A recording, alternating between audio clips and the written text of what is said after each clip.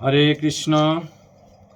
জয় শিল প্রভুপাদ কি জয়, জয় গুরু মহারাজ কি জয়। আশা করি ভগবানের কৃপায় আপনারা সবাই ভালো আছেন। হরে কৃষ্ণ। তাহলে শুরু করা যাক। প্রশ্ন 4, তার উত্তর। হরে কৃষ্ণ। বিজ্ঞানী জগদীশ্বর বসু প্রমাণ করেছেন যে উদ্ভিদদের প্রাণ আছে। তাহলে শাকসবজি আহার করলে কি নিরামিষ খাদ্য গ্রহণ করা হয়? এ বিষয়ে আপনারা কি বলেন? উত্তর, আমরা জগদীশ্বর পরমেশ্বরের ভগবানের নির্দেশটাই প্রত্যক্ষ করতে চাই। লক্ষ কোটি বছর আগে ভারতবর্ষে মুনি ঋষিরা কোনো রকম যন্ত্রপাতি ছাড়াই নির্দেশ দিয়ে গেছেন যে উদ্ভিদদের প্রাণ আছে। শুধু তাই নয়, 84 লক্ষ প্রকার জীবের মধ্যে উদ্ভিদ 20 লক্ষ রকমের, তাও শ্রীমদ্ ভগবতের নির্দেশিত। অতএব তা শুধুই সেদিনের একজন বিজ্ঞানী কোনো নতুন কিছু আবিষ্কার নয়। এই মুনি ঋষিরা লক্ষ কোটি বছর আগে বলে গেছে। জগদীশ বসু যে এটা বলেছে এটা নতুন কিছু না। এই জগৎ পাপপূর্ণ। আমরা খাওয়া দাওয়া, চলাফেরা, শ্বাস প্রশ্বাস অসংখ্য জীব হত্যা করছি। জ্ঞাতসারে অজ্ঞাতসারে প্রচুর প্রাণী বধ হচ্ছে। এতে অবশ্যই পাপ হচ্ছে এবং সেজন্য মানুষকে দুঃখ ভোগ করতেই হবে। ভগবানের আইন কর্ম এবং কর্মফল পরস্পর অনুগামী। অন্যান্য জীবেরা অপর জীবেদের বধ করলেও তাদের পাপ পুণ্য বিচার হয় না।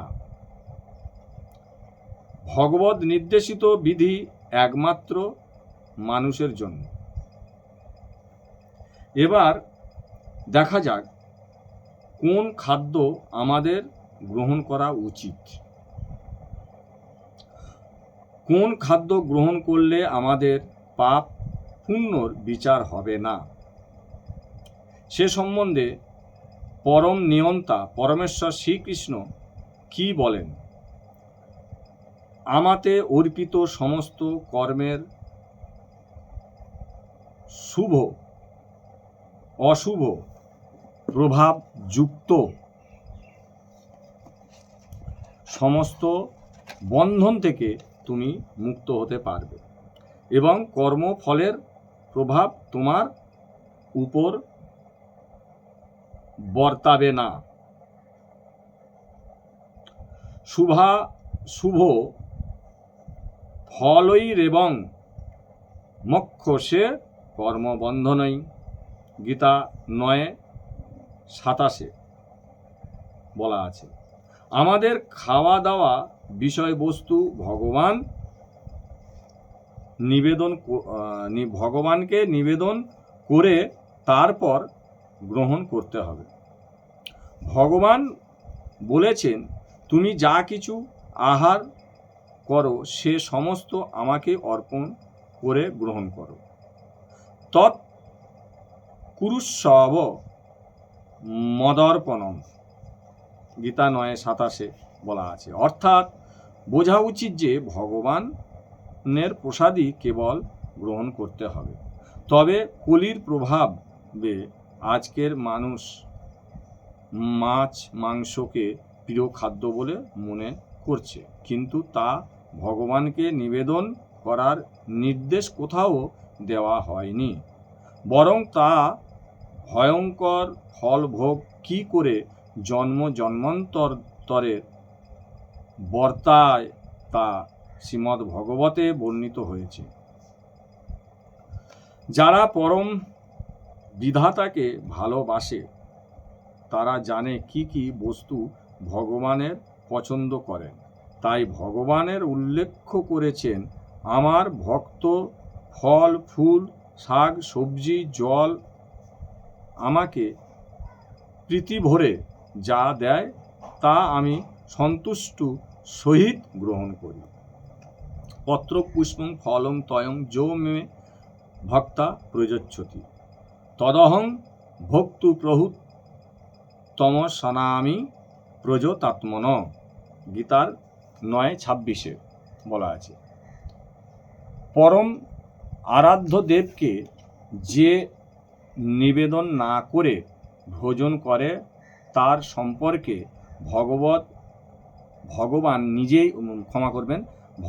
নিজেই উল্লেখ করেছেন, ভুঞ্জতে তঘং পাপা যে প্রচ্ছন্তত্ম কারণাৎ, অর্থাৎ তারা পাপই ভোজন করে। যারা কেবল নিজেদের ইন্দ্রিয় তৃপ্তির জন্য খাদ্য তৈরি করে।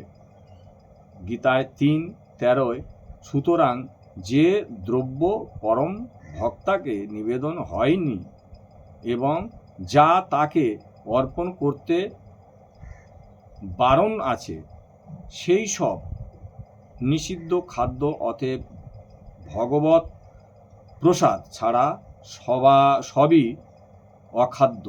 ভগবানকে ভোগ নিবেদন করাটাই অপ্রাকৃত এবং শুদ্ধ কর্ম।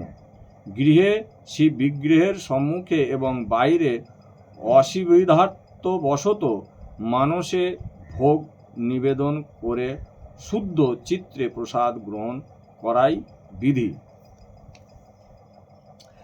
একটি জাগতিক দৃষ্টান্ত দেওয়া যাক।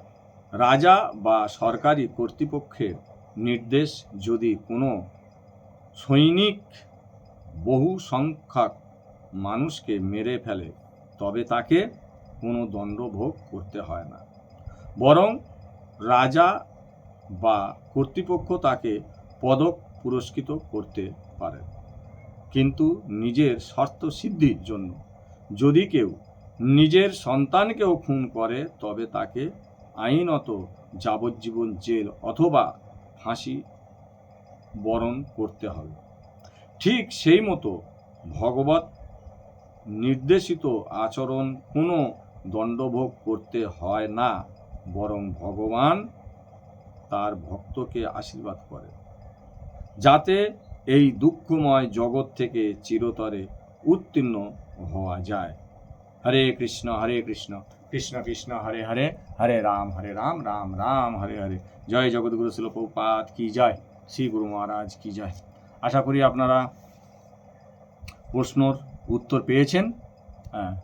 মন দিয়ে শুনবেন, আর আপনাদের বন্ধুবান্ধবকেও যদি আপনি চান যে তার মঙ্গল হোক, তাহলে এটা শেয়ার করবেন, তাদেরকেও শোনার সুযোগ করে দেবেন।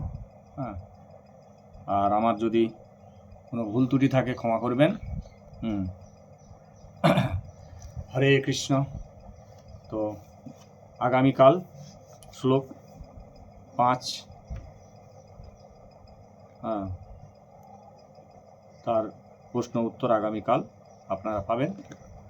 হরে কৃষ্ণ কৃষ্ণ কৃষ্ণ হরে হরে, হরে রাম রাম রাম হরে হরে।